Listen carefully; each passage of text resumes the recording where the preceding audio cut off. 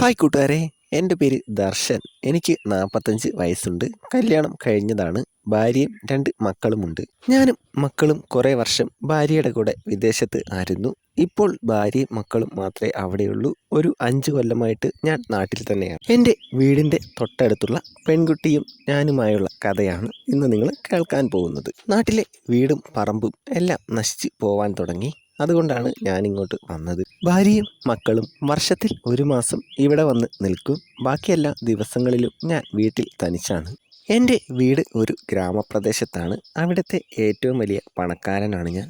ഞാൻ എല്ലാവർക്കും ഒരു സഹായിയാണ്. എന്തെങ്കിലും ആവശ്യമുണ്ടെങ്കിൽ എല്ലാവരും എന്നോട് പൈസയൊക്കെ കടം വാങ്ങാറുണ്ട്. പെണ്ണുങ്ങളൊക്കെ അവരുടെ മക്കളുടെ സ്കൂൾ ഫീസ് കൊടുക്കാനും ബാക്കി എല്ലാത്തിനും എന്നോട് പൈസ ചോദിക്കാറുണ്ട്. അതുകൊണ്ട് തന്നെ പരിപാടികളൊക്കെ നടക്കാറുമുണ്ട്. എൻ്റെ വീടിൻ്റെ അടുത്ത് ഒരു അമ്മയും മകനുമാണ് താമസം. അവിടേക്ക് കല്യാണം കഴിച്ചു വന്ന പെൺകുട്ടിയാണ് നമ്മുടെ കഥയിലെ നായിക. അവളുടെ പേര് നിഷ. വയസ്സ് 20. ഹസ്ബൻഡിൻ്റെ പേര് സുമേഷ്. സുമേഷിന് ടൗണിൽ ഒരു കടയുണ്ട്. 2 ഏക്കർ പറമ്പും ടൗണിലുണ്ട്. എന്തൊക്കെയാണെങ്കിലും ആള് നല്ല മദ്യപാനമാണ്. നിഷയെ കാണാൻ അതിസുന്ദരിയാണ്. ആ ഗ്രാമത്തിൽ ഇതുപോലൊരു സുന്ദരിയില്ല. 1 വർഷം മുമ്പാണ് അവരുടെ കല്യാണം കഴിഞ്ഞത്. നിഷയുടെ അച്ഛനും ഒരു മദ്യപാനിയാണ്. ഒന്നും കൊടുക്കാതെയാണ് അവളെ കെട്ടിച്ചത്. എന്തെങ്കിലും കൊടുക്കാൻ കയ്യിലൊന്നും ഇല്ല. എല്ലാം കുടിച്ച് നശിപ്പിച്ചു. സുമേഷ് അവളുടെ സൗന്ദര്യം കണ്ട് ഒന്നും ചോദിച്ചതുമില്ല. പക്ഷെ അവൻ്റെ അമ്മയ്ക്ക് അതത്ര ഇഷ്ടമായിരുന്നില്ല. കല്യാണത്തിന് ഞാനും പോയിരുന്നു. എന്താ അവളുടെ സൗന്ദര്യം! വിദേശത്ത് പോലും ഇത്ര സുന്ദരിയായ പെണ്ണിനെ ഞാൻ കണ്ടിട്ടില്ല. അമിത മദ്യപാനിയായ സുമേഷിന് അതിൻ്റെതായ ആരോഗ്യ പ്രശ്നങ്ങളും ഉണ്ടായിരുന്നു. വിരിഞ്ഞ് പാകമായ ഈ ആപ്പിൾ അവൻ്റെ കൈകളിൽ നിൽക്കില്ലാന്ന് എനിക്ക് അന്ന് തന്നെ തോന്നി. അങ്ങനെ നിഷ എൻ്റെ അയൽക്കാരിയായി മാറി. ഞാൻ മനസ്സിൽ വിചാരിച്ച പോലെ തന്നെ കാര്യങ്ങൾ നീങ്ങി. 1-2 മാസം കഴിഞ്ഞപ്പോൾ നിഷയും സുമേഷും തമ്മിൽ ചെറിയ ചെറിയ വഴക്കുകൾ തുടങ്ങി. ഒപ്പം നിഷയുടെ വീട്ടിൽ നിന്നും ഒന്നും കിട്ടാത്തതിൻ്റെ പേരിൽ സുമേഷിൻ്റെ അമ്മയും അവളും തമ്മിൽ പ്രശ്നങ്ങൾ തുടങ്ങി. പിന്നെ എന്നും വഴക്കാണ്. നിഷ ഒട്ടും വിട്ടുകൊടുത്തില്ല. സുമേഷിൻ്റെ അമ്മ പറയുന്നതിനെല്ലാം തക്കതായ മറുപടിയും തിരിച്ചു പറയും. വിളഞ്ഞ് പാകമായ മുന്തിരി കഴിക്കാൻ സുമേഷിന് പറ്റുന്നില്ല. അവൻ്റെ ആരോഗ്യം തന്നെയായിരുന്നു പ്രശ്നം. അതാണ് നിഷയുടെയും പ്രശ്നം. അവൻ്റെ പേരിൽ ടൗണിൽ 2 ഏക്കർ സ്ഥലമുണ്ട്. അതുകൊണ്ട് തന്നെ അവൾ അവൻ്റെ ഒപ്പം തുടർന്നു. അതു തന്നെയുമല്ല, ഒരു പൈസ പോലും തരാത്ത അച്ഛൻ്റെ അടുത്തേക്ക് പോവാൻ ഒട്ടും താല്പര്യമില്ലായിരുന്നു. കുറച്ച് നാളുകൾ കഴിഞ്ഞപ്പോൾ നിഷയ്ക്ക് സുമേഷിനോട് ഒട്ടും അടുപ്പം ഇല്ലാതെയായി. പക്ഷെ സുമേഷ് അങ്ങനെ അല്ലായിരുന്നു. അവൾ എന്ത് പറഞ്ഞാലും അവനൊരു പ്രശ്നവുമല്ല. അവളെ വിട്ട് പോവാനും അവൻ തയ്യാറല്ലായിരുന്നു. ആ വലിയ താഴ്വര കീഴടക്കാനുള്ള ആരോഗ്യം സുമേഷിന് ഇല്ലായിരുന്നു.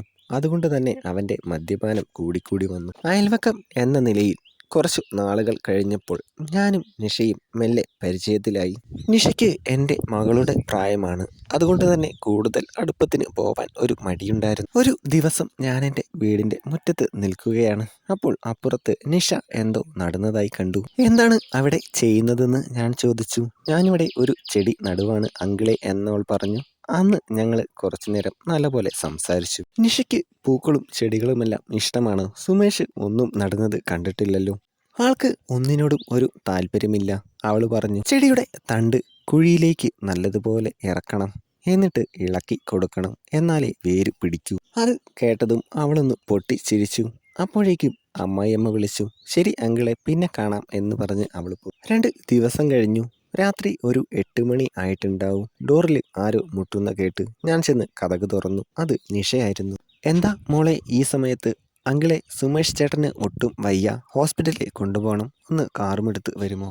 നീ പൊക്കോ, ഞാൻ കാറുമായി വരാം. ഞാൻ പെട്ടെന്ന് റെഡിയായി കാറുമെടുത്ത് അവരുടെ വീട്ടിലേക്ക് ചെന്നു. സുമേഷിന് ഒട്ടും വയ്യ. ഞാനും നിഷയും കൂടെ സുമേഷിനെ എടുത്ത് കാറിൽ കിടത്തി നേരെ ഹോസ്പിറ്റലിലേക്ക് പോയി. അവന് കുറച്ച് സീരിയസ് ആണ്.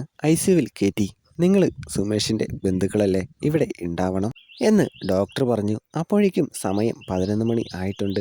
നിങ്ങൾക്ക് വേണമെങ്കിൽ റൂം എടുത്ത് അവിടെ റെസ്റ്റ് ചെയ്യാം എന്ന് നേഴ്സ് പറഞ്ഞു. അങ്കിളെ, ഇവിടെ പുറത്ത് കസാരയിൽ കൊതുകുകടിയും കൊണ്ട് ഉറക്കം കളഞ്ഞിട്ട് ഒരു കാര്യവുമില്ല. നമുക്ക് റൂം എടുക്കാം, നിഷ പറഞ്ഞു. റൂമിൽ വെച്ച് ആ മൂത്ത് പാകമായ ആപ്പിൾ അവൾ എനിക്ക് തന്നു. നല്ല വിശപ്പുണ്ട്.